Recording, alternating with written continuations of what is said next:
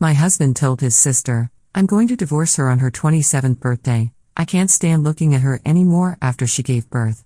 She's become this pathetic, clingy mess, and frankly, I deserve better than damaged goods." I was feeding our 3-month-old son Thomas right behind them. His sister was horrified and whispered, "She's right behind you with the baby." I just said, "Don't worry, you won't have to wait until my birthday," quickly packed my bags, put my son in the car, and drove off without saying another word. Now he's blowing up my phone, and his sister texted me saying, "He's been crying for 5 days straight and is begging for you and Thomas to come back." You know that moment when your entire world just shatters in a single sentence? Yeah, well, buckle up because mine didn't just shatter, it exploded into a million pieces, then got set on fire, then had salt poured all over it. But here's the thing about rock bottom, it gives you a solid foundation to build your comeback story on. I'm sitting here 3 months after giving birth to my beautiful son Thomas, feeling like I'm barely holding it together most days. You know how it is with newborns, the sleepless nights, the constant feeding, the way your body feels like it belongs to someone else entirely. I thought I was doing pretty well considering everything, but apparently, my husband Marcus had other ideas. So there I am, in our kitchen at 2 p.m. on a Tuesday, bouncing Thomas gently while trying to get him to latch for his afternoon feeding. The house is quiet except for the soft sounds of my baby, and I can hear Marcus talking to his sister Rebecca in the living room. They're speaking in those hushed tones that adults use when they think they're being discreet, but honestly, our house has paper-thin walls. At first, I'm not really paying attention. Rebecca visits pretty regularly, and they always have their little brother-sister chats. But then I hear my name, and you know how your ears just perk up when someone mentions you? That's exactly what happened. "I'm going to divorce her on her 27th birthday, Marcus says, and I swear my heart just stops beating for a second. I can't stand looking at her anymore after she gave birth. She's become this pathetic, clingy mess, and frankly, I deserve better than damaged goods."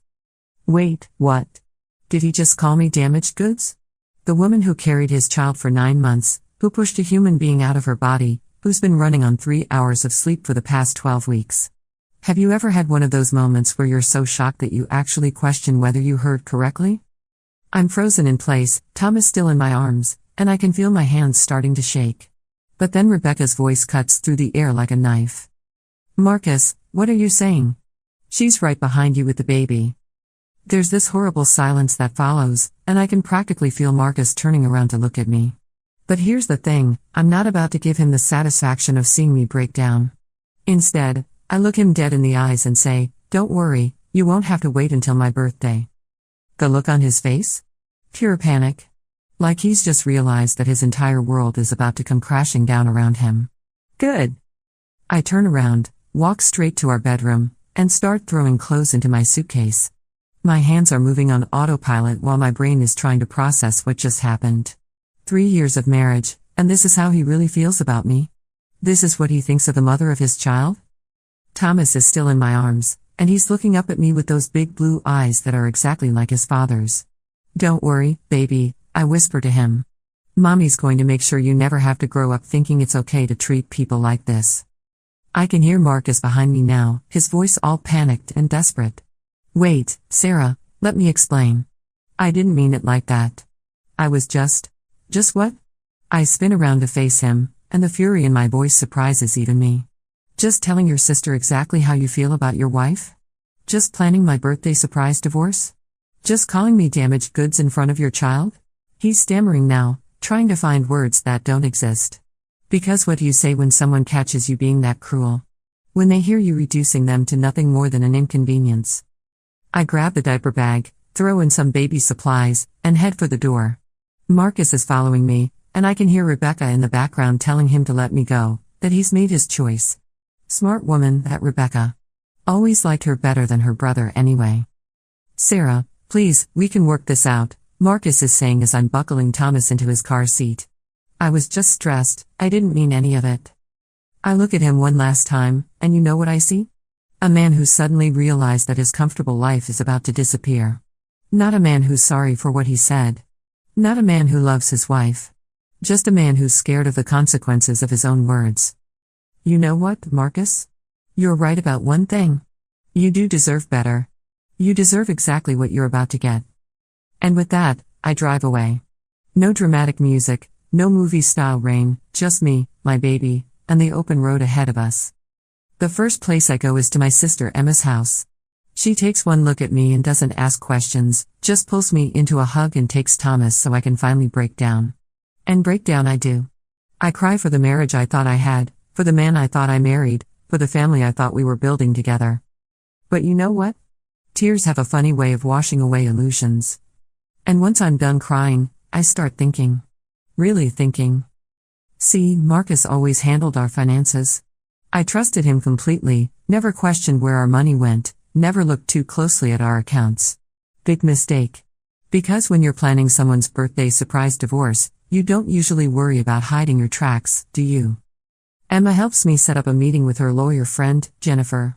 Jennifer is one of those sharp, no-nonsense women who makes you feel like everything's going to be okay just by sitting in the same room as her.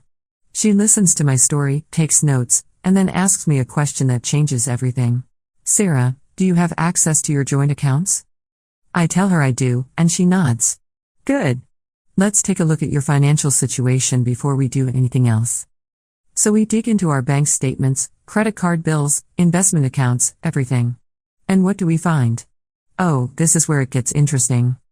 Turns out Marcus has been moving money around for months. Small amounts at first, then larger ones. He's been funneling cash into a separate account that I didn't even know existed. An account that's in his name only. Want to guess when these transfers started? Right around the time I found out I was pregnant. He's been planning this for a while, Jennifer says, and I can see the anger in her eyes. This isn't a spur-of-the-moment decision. This is calculated. The betrayal hits me all over again, but this time it's different. This time, it's fuel for the fire that's starting to burn inside me. Because if Marcus wants to play games, well, two can play. We spend the next few hours going through everything. Every transaction, every investment, every asset. And here's what we discover, Marcus isn't nearly as smart as he thinks he is. Those money transfers? They're all documented. That secret account? It's still legally marital property until we're divorced. And that promotion he got 6 months ago that he said would secure our future? Yeah, he's been lying about his salary. But the real kicker? The house. Our beautiful house that we bought together, that I've been making into a home for our family. Marcus has been telling me for months that the market is down, that it's not a good time to refinance. Except the market isn't down. The house has actually increased in value by 30% over the past year. He's been planning to keep the house, Jennifer explains. Probably figured he'd get you to agree to some unfavorable settlement by convincing you it's not worth much. I'm sitting there, holding my sleeping son, and I can feel something shifting inside me. The hurt is still there, but it's being joined by something else. Something that feels a lot like determination. Jennifer, I say, what would happen if someone were to, hypothetically, make some financial decisions before filing for divorce? She raises an eyebrow. Hypothetically? As long as those decisions were made in good faith for the benefit of the family, and as long as everything was properly documented and disclosed during proceedings, there wouldn't be any issues. I smile for the first time in days. Good. Because I have some ideas. Over the next week, while Marcus is blowing up my phone with calls and texts, I'm busy. Really busy. You see, I might have been a stay-at-home mom for the past few months, but before that, I was actually pretty good with numbers. I majored in finance before I met Marcus, worked at a small investment firm until I got pregnant. I'm not some helpless damsel in distress, I just trusted the wrong person. First, I take half of everything in our joint accounts. It's my legal right, and Jennifer makes sure I document everything properly. Then I start making some calls. Remember how I said Marcus lied about his salary? Well, I call his company's HR department. Not to get him in trouble, just to update our insurance information for the baby. Funny how helpful people can be when you're just a concerned wife trying to make sure her newborn is properly covered. Turns out Marcus isn't just making more money than he told me, he's making significantly more. Plus, there's a bonus structure he never mentioned. Plus, there's a stock option plan that he's been participating in for 2 years. But here's where it gets really interesting. I also find out that his company has been planning some major layoffs. Not in Marcus's department specifically, but close enough that job security isn't exactly guaranteed. Information that might affect someone's decision-making process, if you know what I mean. Do you ever wonder how some people can just lie so easily? Like, how do they sleep at night knowing they've been deceiving the person who's supposed to be their partner? While I'm gathering all this information, Marcus is getting desperate. The calls and texts are becoming more frequent, more frantic. He's apologizing, he's begging, he's promising to change. His sister Rebecca even calls me to tell me how sorry he is, how he's been crying for days. He really loves you, Sarah, she says. He's just been under so much pressure at work and with the baby. Rebecca, I interrupt her, did you know he's been planning this divorce for months? Did you know he's been hiding money and lying about his income? Silence on the other end of the line. I didn't think so, I continue. Here's the thing, I don't want your brother back. I want him to understand exactly what he's throwing away. By the end of the second week, I've got everything I need. Financial records, documentation of his deception, proof of his increased income, evidence of his hidden assets. Jennifer is impressed by how thorough I've been. You know, she says, with everything you've uncovered, we're looking at a very different settlement than what he was probably expecting. But I'm not done yet. Because the financial stuff? That's just the beginning. Marcus hurt me in ways that go beyond money. He made me feel worthless, unlovable, damaged. He planned to discard me like I was nothing more than an inconvenience.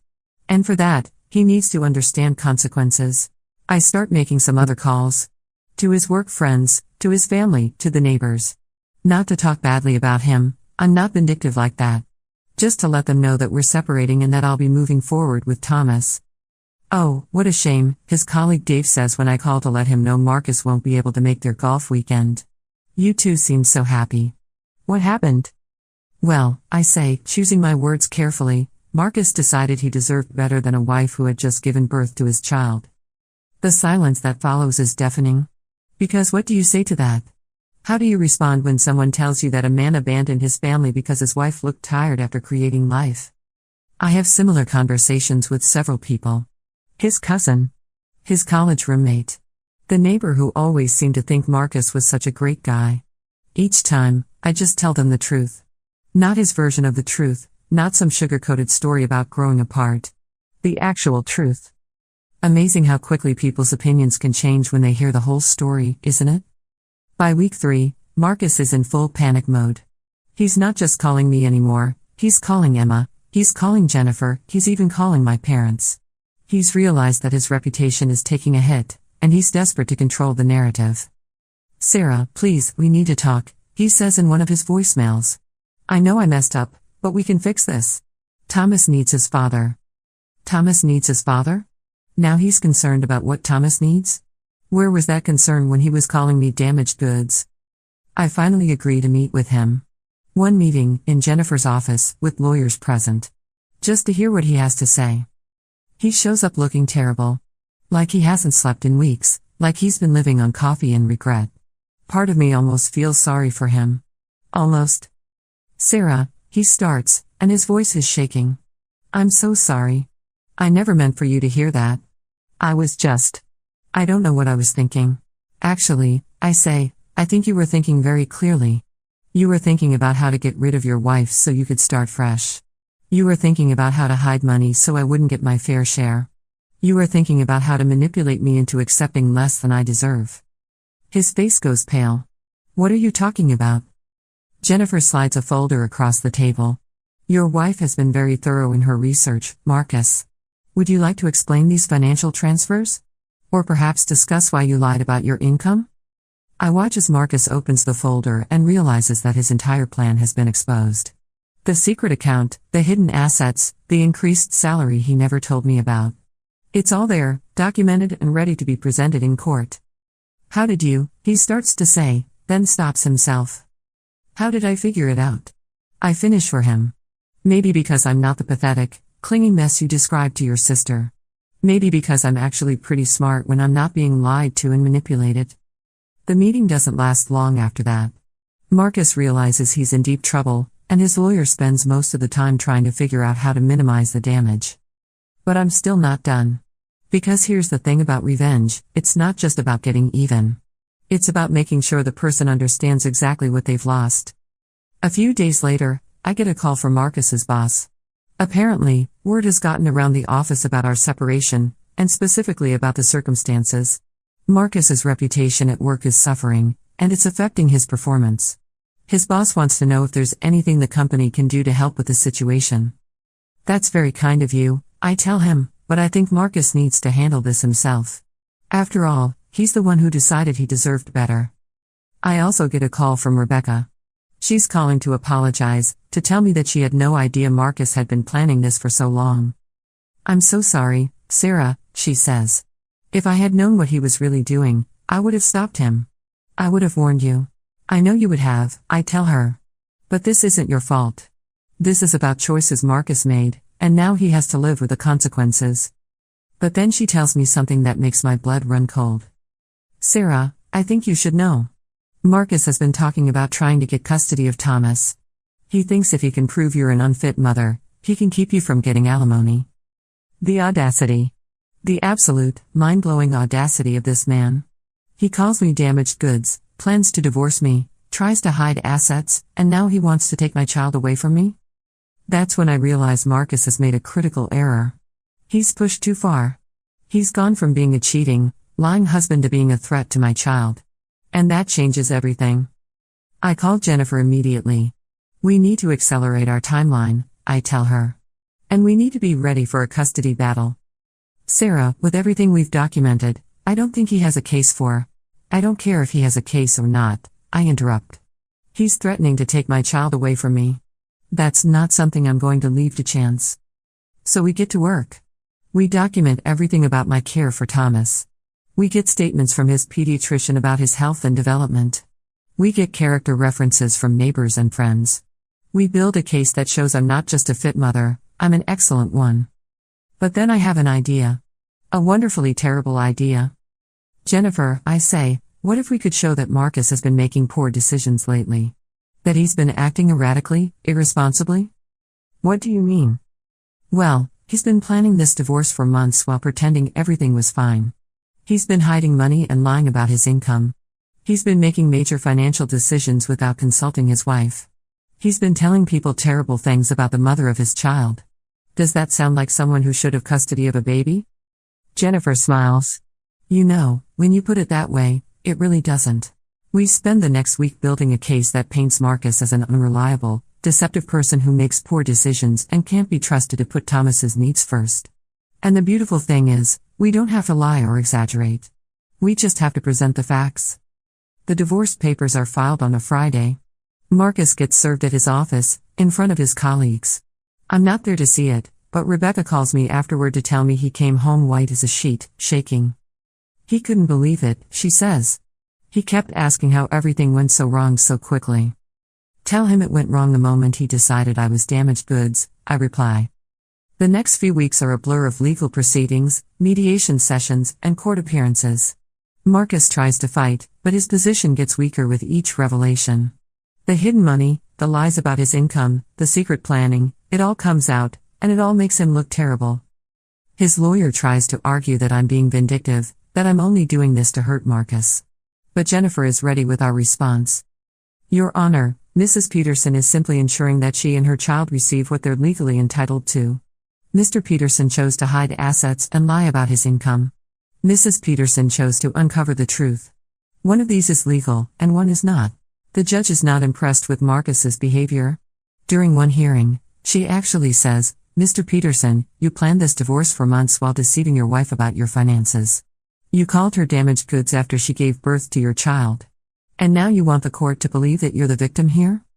Marcus tries to explain, tries to justify his actions, but it's too late. The damage is done, and everyone can see exactly who he really is. But do you know what the best part is? The absolute best part of this whole thing? Marcus's company decides to restructure his position. Apparently, having an employee who's making headlines for abandoning his family isn't great for their image. He doesn't get fired exactly, but he gets demoted. His salary gets cut. His stock options get reduced. Remember how I mentioned that his company was planning layoffs? Well, it turns out that having a damaged reputation makes you a prime candidate for those cuts. Marcus went from being a rising star to being a liability, and companies don't like liabilities. The final divorce settlement is, well, let's just say it's not what Marcus was planning. He ends up owing me significant alimony, child support, and a substantial portion of his assets. The house goes to me and Thomas. The secret account he thought he was so clever about? That gets split according to the law, not according to his plans. But here's where the real revenge comes in. Are you ready for this? 6 months after our divorce is finalized, I get a call from Marcus. He's sobbing on the phone, begging me to take him back. Apparently, dating as a divorced dad with a reputation for calling his wife damaged goods isn't going so well for him. His friends have distanced themselves, his family is disappointed in him, and his career is in shambles.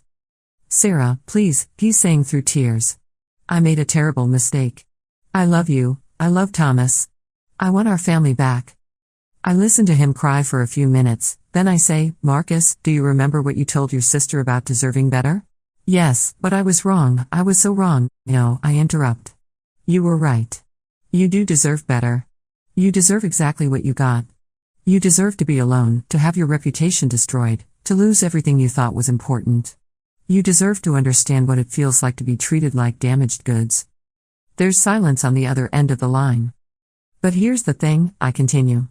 I deserve better too. I deserve someone who sees me as a partner, not property. I deserve someone who loves me more after I give birth to their child, not less. I deserve someone who would never, ever call me damaged goods behind my back. Sarah, please, Marcus, I want you to listen to me very carefully. I'm going to hang up now, and I don't want you to call me again. Thomas and I are building a beautiful life without you. We're happy, we're healthy, and we're moving forward. You had your chance to be part of that life, and you chose to throw it away. And then I hang up. Thomas is almost a year old now, and he's the most amazing little boy. He's walking, he's babbling, and he has the most beautiful smile. He looks like his father, but he's going to be nothing like him. I'm going to make sure of that. I've started dating again. Nothing serious yet, but I've met some wonderful men who treat me with respect and kindness. Men who think I'm beautiful, not damaged. Men who understand that being a mother makes me stronger, not weaker. Marcus still pays his alimony and child support on time. He has two, his wages are garnished, so he doesn't have a choice. He sends birthday cards to Thomas, but I haven't decided yet whether I'll give them to him when he's older. Rebecca and I still talk occasionally. She's ashamed of her brother's behavior, and she's become a wonderful aunt to Thomas. She tells me that Marcus is still single, still struggling with his career, still paying the price for his choices. Does he ever ask about us? I asked her once. Every time I see him, she replied. But I tell him the same thing every time, you and Thomas are doing great, and he needs to focus on becoming the kind of man who deserves a family. Some people might say I went too far. That I was too vindictive, too calculating in my revenge. But here's what I learned, when someone shows you who they really are, believe them. When someone treats you like you're disposable, show them how wrong they were. Marcus thought he was so smart, planning his perfect exit strategy. He thought he could discard me like yesterday's newspaper and ride off into the sunset with his hidden money and his freedom. He thought calling me damaged goods would somehow make it true. But he forgot one very important thing: damaged goods are often just items that haven't been properly appreciated yet. And when you throw away something valuable, someone else will come along and recognize its worth. Thomas and I are living proof that sometimes the best revenge isn't getting even, it's getting better. We're stronger now, happier now, more secure now than we ever were when Marcus was in our lives. And him? He's exactly where he deserves to be. Alone, struggling, and finally understanding that actions have consequences. You know what they say about karma? She's not always quick, but she's always thorough. And in Marcus's case, she brought receipts. So if you're ever in a situation where someone treats you like you're less than you are, remember this story. Remember that you have more power than you think, more worth than they're giving you credit for, and more ability to change your circumstances than you might realize. Because damaged goods? That's just someone else's way of saying they don't recognize quality when they see it. And trust me, their loss is always someone else's gain. The months following our divorce were like watching a slow-motion train wreck, except the train was Marcus's entire life, and I had a front row seat to the destruction. And honestly, I wasn't even a little bit sorry about it. Thomas was thriving. At 15 months old, he was walking confidently, saying mama and bye-bye, and had developed this infectious giggle that made everyone in the grocery store smile. He was healthy, happy, and completely unaware that his father had tried to use him as a pawn in a custody battle that backfired spectacularly. The house we'd bought together, the one Marcus thought he'd keep while I got stuck with some tiny apartment, had become our sanctuary. I'd redecorated Thomas's nursery with bright, cheerful colors, and I'd finally turned the spare room into the home office I'd always wanted. The mortgage payments were easily manageable with the alimony and child support, plus I'd started doing freelance financial consulting from home. Turns out, being betrayed by someone you trusted completely gives you some pretty valuable insights into financial deception. Word spread quietly through professional networks that I was excellent at uncovering hidden assets and suspicious financial activity. Divorce lawyers started referring clients to me, and my calendar was filling up fast. But the real satisfaction came from watching Marcus's carefully constructed world continue to crumble. Because here's the thing about consequences, they don't just happen once and then disappear. They keep happening, like ripples in a pond, affecting everything they touch. Rebecca would update me occasionally, usually when she was frustrated with her brother's self-pity. "He's living in that awful studio apartment downtown," she told me one afternoon while visiting Thomas. "The one with the broken air conditioning and the neighbor who plays music all night." "That's unfortunate," I said, not looking up from where I was helping Thomas stack blocks. "Sarah, you should see him. He's lost weight, he looks terrible, and he keeps asking everyone if they think you'll ever forgive him." I finally looked up. "What do you tell him?" "I tell him that forgiveness isn't the same as reconciliation, and that he needs to focus on becoming a better person instead of trying to fix what he broke." Smart woman, that Rebecca. She'd learned some hard lessons about her brother's character too. But Marcus wasn't just dealing with a damaged reputation and reduced living circumstances. Remember how his company had restructured his position? Well, that restructuring had some long-term consequences he hadn't anticipated. His new role came with significantly less responsibility, which meant fewer opportunities for advancement. His colleagues, who'd once respected him, now viewed him with suspicion. After all, if he could lie to and betray his wife so thoroughly, what else might he be capable of? The industry we both worked in, finance, is surprisingly small. People talk, networks overlap, and reputations matter. Marcus's behavior during our divorce had become something of a cautionary tale whispered about at professional conferences and industry mixers. "Did you hear about Marcus Peterson?" I overheard someone say at a networking event I attended. "Apparently, he hid assets from his wife and called her damaged goods after she gave birth." Can you imagine working with someone like that? I didn't contribute to those conversations, but I didn't stop them either. The truth has a way of spreading all by itself, doesn't it? Meanwhile, my own professional reputation was growing stronger. The combination of my financial expertise and my personal experience with deception made me incredibly effective at my job. I was uncovering hidden assets, exposing financial fraud, and helping other women who'd been betrayed by their partners. One case particularly stuck with me. A woman named Janet whose husband had been slowly draining their retirement accounts to fund his gambling addiction. She'd come to me broken, convinced she was stupid for not noticing sooner. "I should have seen the signs," she kept saying. "I should have been paying attention." "Janet," I told her, "trust isn't stupidity. You trusted your husband because that's what marriage is supposed to be, a partnership built on trust. The fact that he abused that trust says everything about his character and nothing about yours." By the time we finished investigating her case, we'd recovered almost everything her husband had stolen. But more importantly, Janet had regained her confidence and self-respect. She'd learned that being betrayed doesn't make you weak, surviving it makes you stronger. These cases were healing for me in ways I hadn't expected. Every time I helped another woman reclaim her financial security, I felt a little more whole myself. Every time I exposed another cheating, lying spouse, I felt a little more justified in my own choices. But the universe wasn't done with Marcus yet. Oh no, not by a long shot. About 18 months after our divorce, I got a call from Rebecca that made my day. Actually, it made my whole week. "Sarah, you're not going to believe this," she said, laughing despite herself. "Marcus got fired." "What? When?" "Yesterday. Apparently, he's been making some really bad decisions at work. He recommended some investments that went south, and when the clients complained, the company discovered he'd been overstating his qualifications on client presentations." I sat down hard in my kitchen chair. He was lying about his credentials? Gets better. They did a full audit of his work and found several instances where he'd been creative with the truth about various things. Nothing technically illegal, but enough to make the company nervous about liability issues. Marcus had always been ambitious, but I'd never known him to be outright dishonest about his professional qualifications. The divorce had clearly affected him more than I'd realized, and not in a good way. How's he taking it? I asked, though I wasn't sure I really wanted to know. About as well as you'd expect. He's been calling everyone he knows, trying to find another job, but word gets around fast in your industry. No one wants to hire someone with a reputation for being unreliable. After I hung up with Rebecca, I sat in my kitchen for a long time, watching Thomas play with his toys. Part of me, a very small part, felt sorry for Marcus. But then I remembered his words, she's become this pathetic, clingy mess, and frankly, I deserve better than damaged goods. No, I decided. I didn't feel sorry for him at all. The next few months brought more updates from Rebecca, each one more satisfying than the last. Marcus had been forced to move in with his parents after he couldn't afford rent on even the studio apartment. He'd had to sell his expensive car and buy a used one.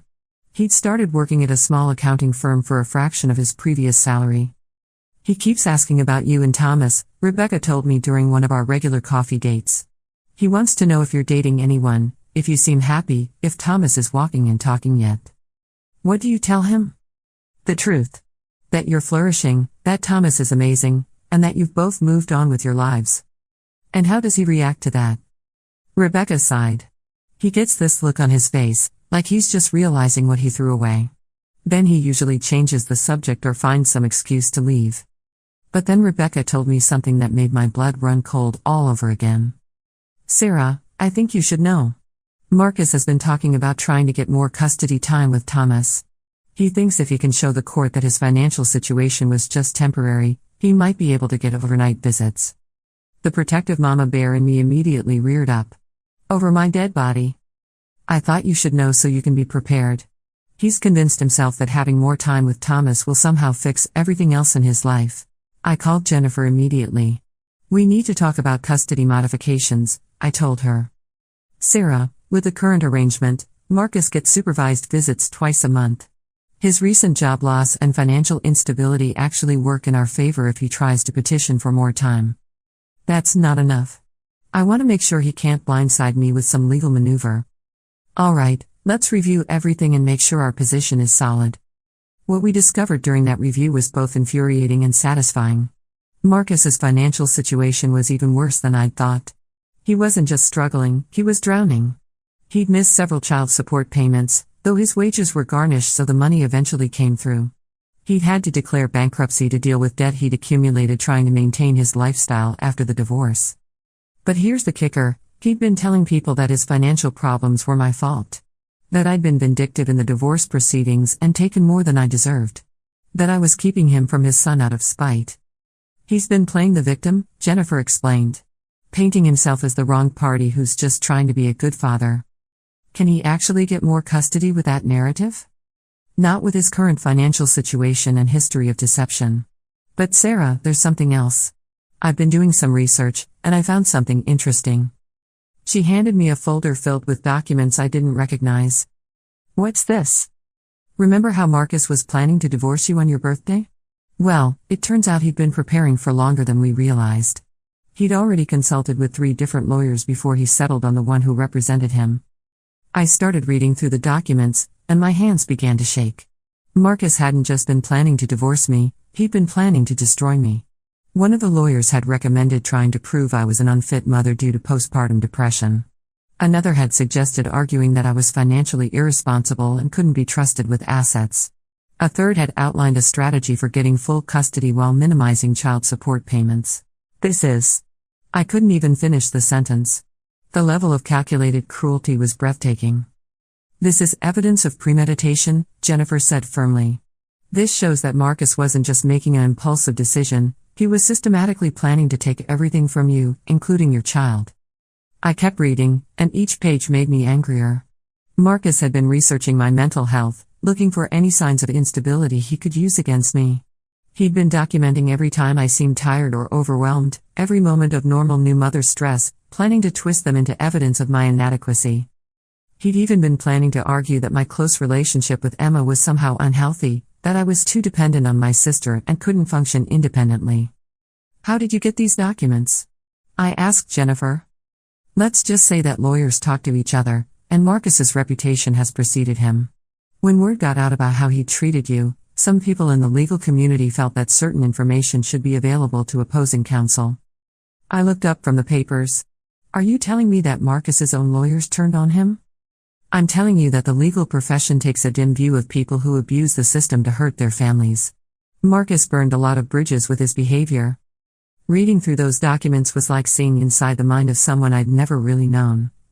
The man I'd married, the father of my child, had been prepared to destroy my reputation, my relationship with Thomas, and my financial security just to avoid paying alimony and child support. But you know what? Seeing the full extent of his planned betrayal didn't make me feel worse. It made me feel vindicated. Every decision I'd made during our divorce proceedings had been justified. Every move I'd made to protect myself and Thomas had been necessary. Jennifer, I said, I want to make sure Marcus never gets the chance to hurt Thomas the way he hurt me. What do you have in mind? I want to petition the court to require psychological evaluation before any custody modifications. I want supervised visits to continue indefinitely. And I want Marcus to complete parenting classes and financial counseling before he gets any additional time with Thomas. Given what we've uncovered, I think the court would be very receptive to those requests. The custody hearing was scheduled for 3 months later. In the meantime, I documented everything. Every missed child support payment, every time Marcus failed to show up for his scheduled visits, every inconsistency in his story about his employment situation. I also started taking Thomas to a child psychologist, not because he needed therapy, but because I wanted professional documentation of his emotional well-being and development. Dr. Sarah Chen was wonderful with Thomas, and she provided detailed reports about his attachment patterns, his emotional stability, and his response to his current living situation. Thomas is a remarkably well-adjusted child, Dr. Chen told me after several sessions. He's securely attached to you, he's meeting all his developmental milestones, and he shows no signs of distress or instability. Whatever you're doing, keep doing it. But do you know what the most satisfying part of this whole period was? It wasn't just watching Marcus's life fall apart, it was watching mine get better and better. My consulting business was thriving. I'd had to turn down clients because I was booked solid for months in advance. I'd been invited to speak at professional conferences about financial fraud detection. I'd even been approached by a publisher about writing a book on protecting yourself from financial abuse. Thomas was developing into the most amazing little person. He was walking steadily now, saying dozens of words, and had developed this incredible sense of humor. He would giggle at the silliest things, and his laughter was the best sound in the world. I'd also started dating. Nothing serious at first, just casual coffee dates and dinners when Thomas was visiting Emma. But then I met David. David was a pediatric nurse at Thomas's doctor's office. He was kind, gentle, and absolutely wonderful with children. He had this way of making Thomas laugh that reminded me what it felt like to be around someone who genuinely enjoyed being with us. You know, David said one evening as we watched Thomas play in the park, I've never met a stronger person than you. What you've accomplished since your divorce is incredible. I'm not that strong, I told him. I just did what I had to do. No, he said firmly. You did what you chose to do. You could have let Marcus's betrayal destroy you, but instead you used it to build something better. That's not survival, that's triumph. When Marcus heard through Rebecca that I was dating someone, his response was exactly what I'd expected. He started calling more frequently, showing up at places where he knew I'd be, trying to engage me in conversation about our family. Sarah, we need to talk about Thomas, he said one day when he cornered me at the grocery store. I'm his father, and I have rights. Yes, you do, I replied calmly. You have the right to your court-ordered supervised visits twice a month. You have the right to pay child support on time. You have the right to be a positive influence in your son's life. Are you exercising any of those rights effectively? He looked like I'd slapped him. That's not fair. I'm trying to rebuild my life. Marcus, you didn't lose your life in some tragic accident. You systematically dismantled it through a series of deliberate choices. Now you're living with the consequences of those choices. But Thomas needs his father. You're right. He needs a father who's stable, honest, and puts his child's needs first. When you become that person, let me know. The custody hearing finally arrived, and I'd never felt more prepared for anything in my life. Jennifer and I had organized everything meticulously: financial records, employment history, psychological evaluations, character references, documentation of Marcus's planned campaign against me. Marcus showed up with a new lawyer, a young man who looked like he'd rather be anywhere else. I almost felt sorry for him. He'd clearly been hired to argue an impossible case. The judge reviewed all the evidence, listened to testimony from both sides, and asked some pointed questions about Marcus's recent employment history and financial stability. "Mr. Peterson," the judge said, "you're requesting increased custody time with your son. Can you explain to the court how your current living situation with your parents provides a stable environment for overnight visits?" Marcus's lawyer tried to argue that the living arrangement was temporary, that Marcus was actively seeking better employment, that he was committed to being a good father. But then the judge asked the question that changed everything. "Mr. Peterson, I've reviewed the documentation provided by your ex-wife's counsel regarding your pre-divorce planning. Can you explain to the court why you consulted with multiple attorneys about strategies to minimize your child support obligations and challenge your ex-wife's fitness as a mother?" Marcus went pale. His lawyer looked confused. Clearly, Marcus hadn't shared that information with him. "Your Honor, those consultations were just. I was exploring my options. Your options included trying to prove that the mother of your child was mentally unstable and financially irresponsible, despite having no evidence to support those claims. I was just trying to protect my interests. Mr. Peterson, in this court, your child's interests come first. Based on the evidence presented, I'm going to maintain the current custody arrangement.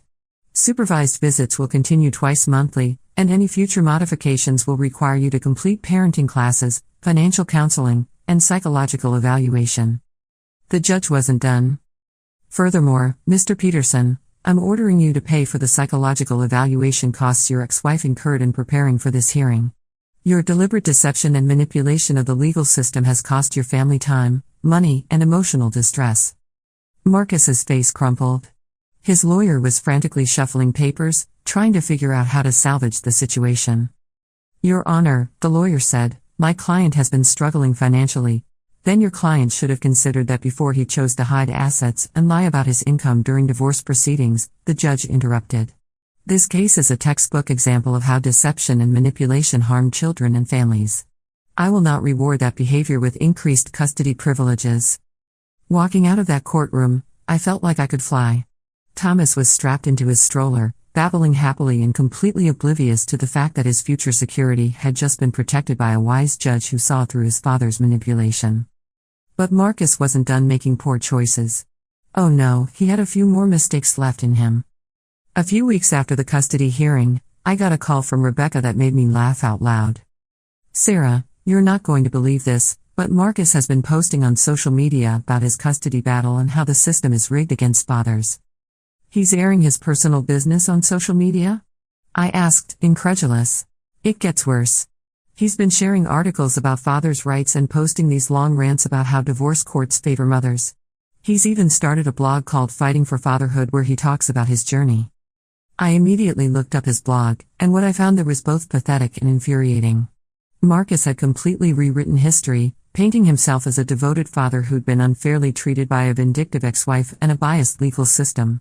He'd conveniently left out the part about calling me damaged goods, hiding assets, and planning to destroy my reputation. But here's the thing about the internet, it's forever, and it's very hard to control the narrative once it's out there. I screenshot everything. Every blog post, every social media rant, every comment where he portrayed himself as the victim. Then I sent it all to Jennifer. "This is interesting," she said when I called her. "Marcus is essentially documenting his own instability and poor judgment. This actually helps our case if he ever tries to modify custody again." "How so?"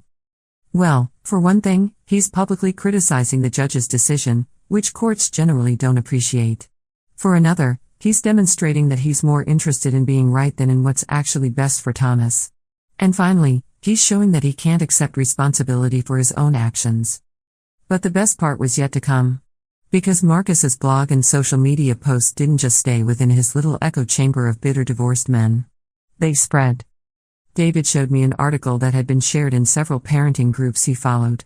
It was titled "When Fathers' Rights Activism Goes Wrong," and it featured Marcus's blog as an example of how some men use legitimate concerns about custody bias to justify their own poor behavior.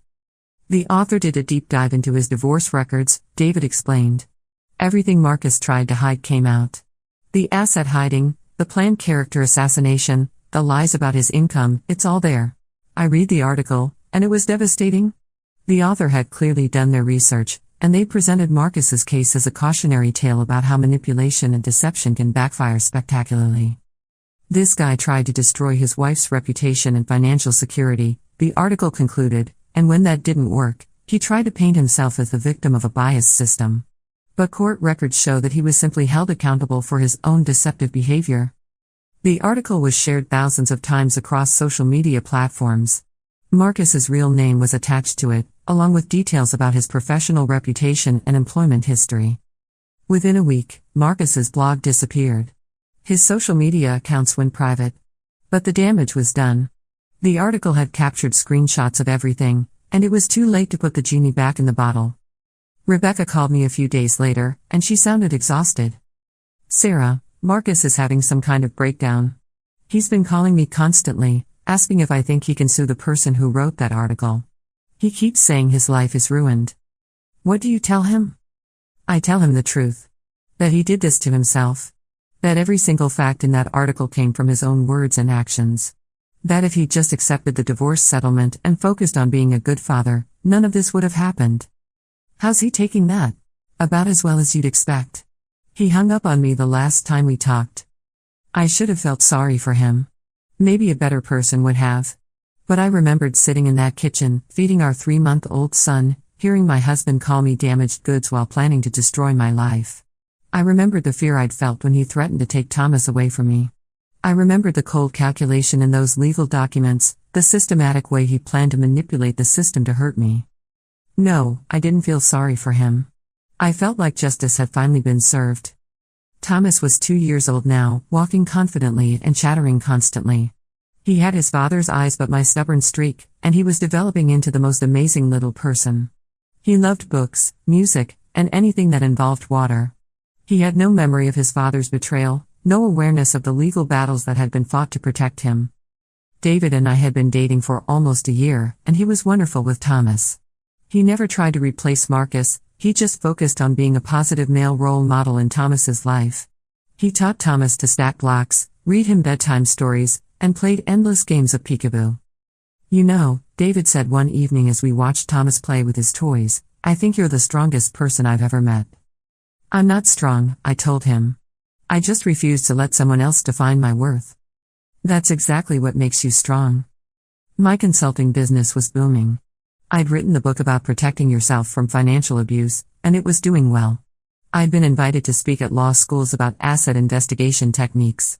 I'd even been approached by a television producer about a documentary on financial fraud in divorce cases. But the most satisfying part of my life was how normal it had become. Thomas and I had our routines, our traditions, our inside jokes. We went to the park every Sunday morning, read books every night before bed, and had dance parties in the kitchen while making dinner. We were happy. Genuinely, deeply happy in a way I'd never been when I was married to Marcus. The last time I heard from Marcus was on Thomas's 2nd birthday. He sent a card with a generic message about hoping to see his son soon. No apology, no acknowledgement of his behavior, no indication that he understood why his life had fallen apart. I threw the card away. Thomas was too young to understand what it meant, and I wasn't about to let Marcus's continued self-pity disrupt our celebration. That night, after Thomas was asleep, I sat in my kitchen, the same kitchen where I'd overheard Marcus planning to destroy my life, and I thought about everything that had happened. 2 years ago, I'd been a new mother struggling with sleepless nights and physical recovery from childbirth. I'd been vulnerable, trusting, and completely unprepared for the betrayal that was coming. I thought I was weak, damaged, a burden on my husband. Now I was a successful businesswoman, a confident mother, and a woman who knew exactly what she was worth. I turned my pain into purpose, my betrayal into strength, and my divorce into the best thing that ever happened to me. Marcus had been right about one thing: he did deserve better. He deserved every consequence of his choices, every moment of loneliness, every professional setback, every realization of what he'd thrown away. But he'd been wrong about me. I wasn't damaged goods. I was a woman who'd been undervalued by someone who didn't deserve her. I was a mother who'd fought for her child's future and won. I was a survivor who'd turned her survival into success. And Thomas? Thomas was growing up with a mother who would never let anyone make him feel worthless.